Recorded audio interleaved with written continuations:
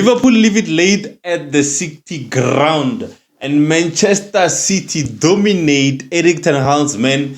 And Arsenal says, "Whatever you can do, guys, we can do it better." Getting six over Sheffield United. We speak about that and more on the Soccer Huddle. Welcome. Welcome to the Soccer Huddle. This is your boy Mojere and Wait, just an ordinary guy discussing the beautiful game, discussing Quilly Amount. And I haven't seen you guys in a while. I haven't spoken to you guys in a while. You know, sometimes, and I know it's not an excuse, but life happens, and yeah, you know, those sort of things. But yeah, let's just get down to it. Let's get down to what we are here for. What we are here for, and that is the beautiful game. That is the EPL. This past weekend we saw let's start with the biggest game of them all, like the Manchester Derby. And I'm a Man United fan, as you all know, and I must say I was actually not looking forward to it. I'm one of those who said, as a Man United fan, I would obviously say we are gonna win, but realistically speaking, we were not gonna win that game. You look at the form that we came into the game. You look at the run that we were in. You look at how we played. You look at how City played. You look at how, like, the players we have. You look at City's players, and you would, there's a big gap between Manchester City and Manchester United. And just excuse me, I'm just gonna put. And funny enough, I think I know there's a lot of Eric Ten Hag's out. I think people already want to turn their backs on Eric Ten Hag, and I'm sort of 50-50 in that, and I will explain why. I thought in the first half, in the first 20 minutes, the players initiated what Eric Ten Hag wanted them to do. They carried it out on the field. We knew that we were always going to defend against Manchester City. I think there's only two teams or three teams in the league that would go into the Etihad and attack Manchester City, and that is Liverpool and Arsenal and maybe Brighton. But they did that at the Amex, not at the Etihad. So I thought the first 20 minutes we looked good. I thought we were compressed, we were compact in the middle of the park, and then we let City come to us, and we would hit them on the counter attack and would punish them. And we saw Marcus Rashford scoring a beauty, and from the keeper to Bruno and Rashford getting that goal. That was like three passes that we needed to score our first goal, and we thought, oh, there was hope. And I think a lot of us, that's what kills us, especially as a Man U fan, especially as a Kaiser Chiefs fan. Hope is what kills us. And we were hoping, like, can we at least get a draw? Can we at least get a draw? I'm not going to speak about the controversial Rashford foul, not foul. For me, you play to the whistle. If they fouled you, you stand up, you mark. Then you play to the whistle. If the referee gives a foul, that's good. But if the referee doesn't give a foul, you track back. And I'm not going to speak about Rashford, because people would say I've got an agenda against Rashford. But sometimes we need to speak the truth. If he is not good enough, he is not good enough. Let me just post a quick question to you. Would Marcus Rashford make the Liverpool starting lineup? Would Marcus Rashford make the Liverpool lineup? And I'm not talking about now, recently, where they've experienced a lot of injuries, but I'm talking about if everyone is fully fit, would he make that starting lineup? Would Marcus Rashford make the Arsenal lineup? Like, the similar thing that I'm picking up from these three teams that I've mentioned, and they both the first, second, and third. The most dominant factor is that all the players in the field of play, they track back, they give it 100%. They know their roles. They mark. If they don't have possession of the ball, they know where to position themselves. They know what to do without the ball. And I was just funny enough, I was mentioning this to Clive, and I said, when we are defending, we are 10 men. But when we are attacking, we are 11 men. Let me not speak about Rashford. Let me just speak about the game. I thought first 20 minutes, we were compact. We had City. We got the lead, and I thought our defense played very well. I don't know, people would slam Lindelof and say he could have done better. Yes, he could have done better with the cross, but throughout until Manchester City got their equalizer, and that was not for me personally. I don't think it was only specifically to Lindelof. I think Foden cut inside, and I think he went into that. I don't know what you call that little circle in front of that other circle. Like there was 3 or 4 players who could have made contact with him. There were 3 or 4 players for me by lowering they could have stopped that shot. So if I would blame Lindelof, it would be unfair to me. But I thought the defense played well. I think a 36-year-old Johnny Evans for me was exceptional on the day. I think when we made that signing, I was one of the critics. Or what are we doing with the 36-year-old? But I think throughout the season, he's shown that he he was once a top player. He was once a top defender, and I think he's showing his class. He's showing his experience, especially in the Manchester derby. I think him, Varane, Dalot, especially Mainu and Casemiro, I think they defended very well. For me, personally, I think the defense gave it the all. I think Onana had one of his best matches for Man United. He might have conceded 3 goals, but I thought he had one of the best matches for Manchester United. He came out for crosses, he came out for corners, he dominated his 18-year area. He made that crucial pass to Bruno Fernandes, which gave it to Rashford and scored. I think for me, he played fantastic. I think it's one of his best performance in a Man United shirt. Let me know what you think of the Manchester derby as well. I know a lot of people didn't fancy Man United winning, but I think the problem with Man United and looking at that team, Chelsea went to the Etihad and got a draw, and I think the difference between Chelsea and us is that Chelsea's front four can hold the ball, and you look at the game and you look at Man United players, we were giving the ball easily to the opponent. We would win the ball, or Onana would take the ball, throw it to Bruno, and he would lose it like in 3-4 seconds, and we would again their defense would be under attack. I think Erik ten Hag needs to work on his attack. They need to hold the ball more. They need to keep the ball more. I think, and if we know how to do it, then we can be dangerous on the counter as well.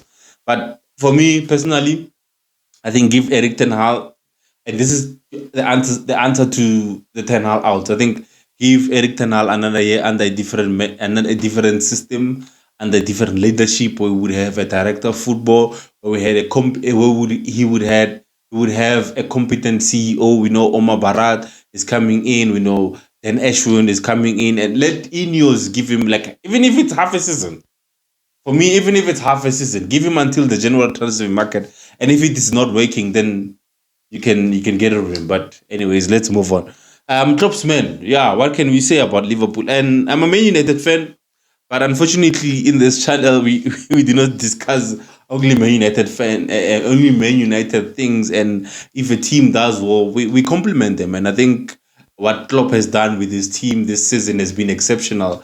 And what Klopp has done with this team, with this Liverpool team, throughout the years, it is something that is admirable. And I was just speaking to Bazero, you know him as he's a big Liverpool fan, and I said you are going to miss him. And I'm not only speaking to Liverpool fans, and I'm also speaking to us as the EPL consumers, us as the EPL fans, that we're gonna miss Liverpool. We're gonna miss Klopp at Liverpool. Look at what he did in the Carabao Cup against Chelsea, a team that cost to close to 1 billion, and a team that, for me, on the day, in the second half, or at least 75 minutes into extra time, was like about 100, not even 100. I think the most experienced players were Van Dijk and who was the other one? And Diaz.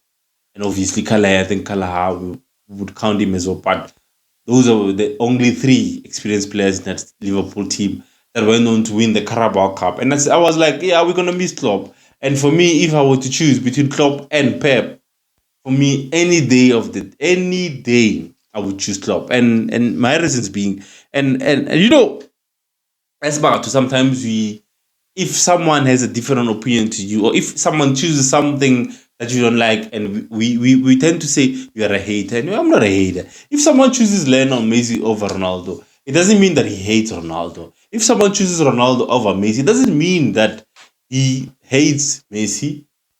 It just means that he rates the other one more than the other one, and it just means that there's characteristics on for that player to him, and I will explain why. I said I would choose Klopp over Pep any day, and Klopp mentioned it. Pep mentioned this in one of his interviews, and he said, Michael Biasi, I think it's Biasi, the former Leeds defender, and he said, if you would give me that Leeds team that Biasi got promoted to the EPL, I would never do that.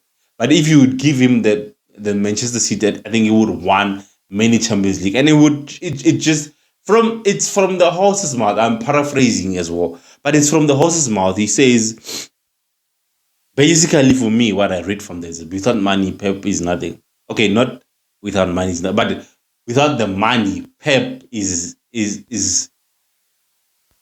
wouldn't win so many championships as he did. And I know he's introduced a lot of things into the game. People follow his lead. He's the one that came with the tiki taka. He's the one that came with position football. He's the one who came with transitioning of the fullbacks. He's a genius. We are not taking away from that. He's a genius. But give him a Liverpool side that has a limited budget. Let's see what he can do. But obviously, those are speculations. Those are hypotheses that we think would happen. And in the modern game, Pep is one of the best managers. Not, but for me, he doesn't come close to the great Sir Alex Ferguson. But anyways, we're not there. Arsenal, Arsenal, yes, 6-0. Sheffield United. I think Sheffield United are gonna be one of those teams that break all sorts of records, like most losses, most goals conceded, least number of wins gathered in an EPL season, because it's just downhill for them. It is just downhill for them because six at Brunham Lane, 3 minutes, 30 minutes in, already you're 3-0 down. Your supporters are leaving the field. I think no man, Sheffield, no, nah. I think that just something. There's just something, and I think Mikel Arteta's team, man, they're looking good. I just hope they don't bottle it like they did last season and end up being fifth or end up being fourth, because you saw Aston Villa, in Unai Emery's team, man, they're looking on fire as well. They were up against Luton Town, and I said, and for me, a lot of people were counting Luton out and said Luton are just going straight into relegation. And you look at Luton team, especially at home, in games, you cannot count them out.